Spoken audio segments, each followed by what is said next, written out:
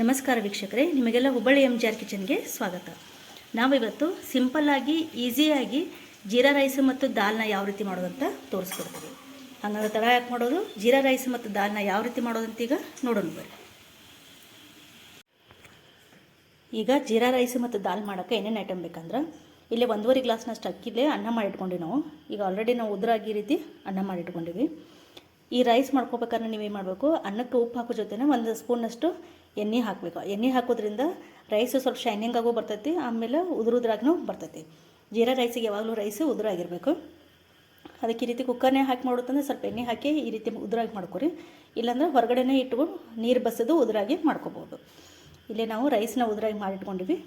ಆಮೇಲೆ 2 ಗ್ಲಾಸ್ ಸಣ್ಣ ಲೋಟದಲ್ಲಿ 1-2 ಲೋಟ ಬೇಳೆ ಹಾಕಿ ಈ ರೀತಿ ಕುದಿಸಿಟ್ಕೊಂಡಿವಿ. ಸ್ವಲ್ಪ ಅರಿಶಿನ ಪುಡಿ ಉಪ್ಪು ಹಾಕಿ ಬೇಳೆನ ಕುದಿಸಿಟ್ಕೊಂಡಿವಿ. ಇಲ್ಲಿ ತೊಗರಿಬೇಳೆ ಸ್ವಲ್ಪ ಹೆಸರುಬೇಳೆ ಎರಡೂ ಮಿಕ್ಸ್ ಮಾಡೀನಿ. ನೀವು ಬೇಕಾದ್ರೆ ತೊಗರಿಬೇಳೆ ಒಂದರೊಳಗೂ ಮಾಡ್ಕೋಬೋದು. ನೆಕ್ಸ್ಟ್ ಇದಕ್ಕೆ ಮೇನ್ ಬೇಕಾಗೋದು ಜೀರಿಗೆ 1-2 ಸ್ಪೂನಷ್ಟು, ಡ್ರೈ ಫ್ರೂಟ್ಸು ಗೋಡಂಬಿ ತೊಗೊಂಡಿನಿ, 1-2 ಉಳ್ಳಾಗಡ್ಡಿನ ಸಣ್ಣದಾಗಿ ಕಟ್ ಮಾಡ್ಕೊಂಡಿವಿ. ಹಸಿಮೆಣ್ಸಿನ್ಕಾಯಿ ದಾಲ್ಗೆ ಈ ರೀತಿ ಉದ್ದುದಾಗಿ ಕಟ್ ಮಾಡ್ಕೊಂಡಿನಿ. ರೈಸಿಗೆ ಏನು ಮಾಡಿ ಸಣ್ಣದಾಗಿ ಕಟ್ ಮಾಡ್ಕೊಂಡಿವಿ. ರೈಸಿಗೆ ಈ ರೀತಿ ಸಣ್ಣದಾಗಿ ಕಟ್ ಮಾಡಿ ಹಾಕೋದ್ರಿಂದ ಕ್ರಿಸ್ಪಿಯಾಗಿ ಚಲೋ ಅನ್ಸುತ್ತೆ, ಟೇಸ್ಟ್ ಅದು. ಅದಕ್ಕೆ ರೈಸಿಗೆ ಈ ರೀತಿ ಸಣ್ಣದಾಗಿ ಕಟ್ ಮಾಡ್ಕೊಂಡಿವಿ. ದಾಲ್ಗೆ ಈ ರೀತಿ ಉದ್ದುದಕ್ಕೆ ಸೀಳಿ ಕಟ್ ಮಾಡಿರ್ತೀವಿ.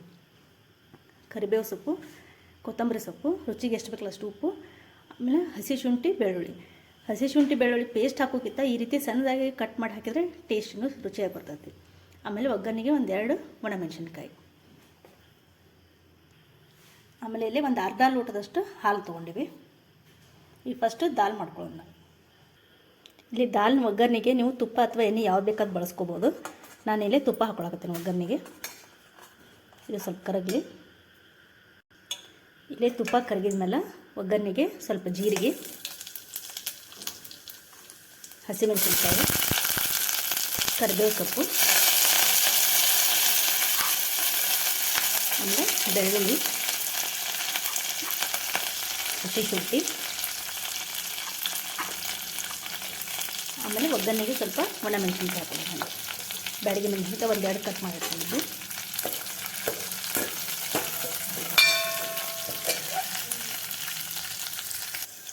ನೆಕ್ಸ್ಟ್ ಇದಕ್ಕೆ ಉಳ್ಳಾಗಡ್ಡಿ ಹಾಕೋದು.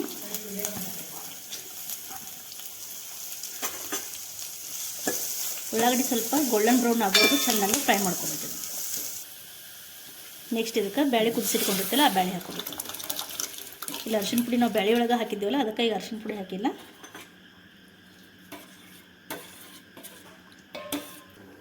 ಲಾಸ್ಟಿಗೆ ಈಗ ರುಚಿಗೆ ಎಷ್ಟು ಬೇಕಲ್ಲ ಅಷ್ಟು ಉಪ್ಪು, ಆಮೇಲೆ ಕೊತ್ತಂಬರಿ ಸೊಪ್ಪು,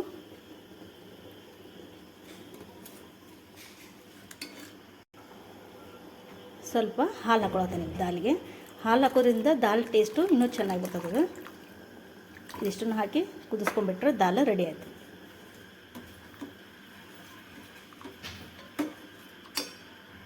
ಇಲ್ಲೇ ದಾಲ್ ಕುದಿಯಾಕಿಟ್ಟೈತಿ. ನೆಕ್ಸ್ಟ್ ಈಗ ರೈಸಿಗೆ ಒಗ್ಗರಣೆ ಹಾಕೋಣ.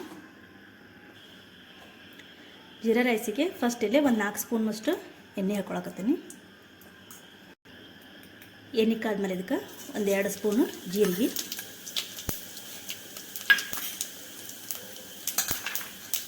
ಗೋಡಂಬಿ, ಕರಿಬೇವು, ಆಮೇಲೆ ಹಸಿಮೆಣಸಿನಕಾಯಿ.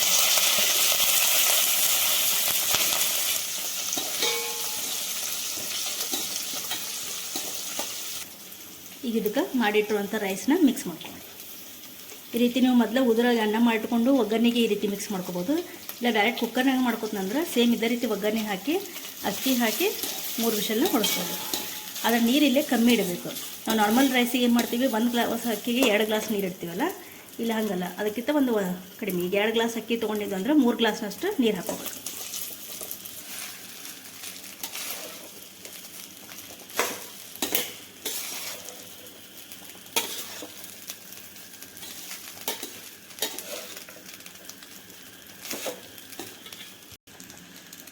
ಮೇಲೆ ಇದಕ್ಕೆ ಸಣ್ಣದಾಗಿ ಹೆಚ್ಚೋಂಥ ಕೊತ್ತಂಬರಿ ಸೊಪ್ಪು ಹಾಕಿ 1-2 ನಿಮಿಷ ಲೋ ಫ್ಲೇಮ್ನ ಇಟ್ಕೊಂಡು ಫ್ರೈ ಮಾಡ್ಕೋಬೇಕು. ಈಗ ಬಿಸಿ ಬಿಸಿಯಾದಂಥ ಜೀರಾ ರೈಸ್ ಹಾಗೂ ದಾಲ್ ರೆಡಿ ಆಗೈತಿ. ಈ ರೀತಿಯಾಗಿ ಒಮ್ಮೆ ನೀವು ಜೀರಾ ರೈಸ್ ದಾಲ್ನ ಟ್ರೈ ಮಾಡಿ ನೋಡಿರಿ. ನಮ್ಮ ರೆಸಿಪಿ ನಿಮಗೆ ಇಷ್ಟ ಆಗಿದ್ದರೆ ಲೈಕ್ ಮಾಡಿರಿ, ಶೇರ್ ಮಾಡಿರಿ ಹಾಗೂ ನಮ್ಮ ಚಾನಲ್ನ ಸಬ್ಸ್ಕ್ರೈಬ್ ಮಾಡಿರಿ. Thank you.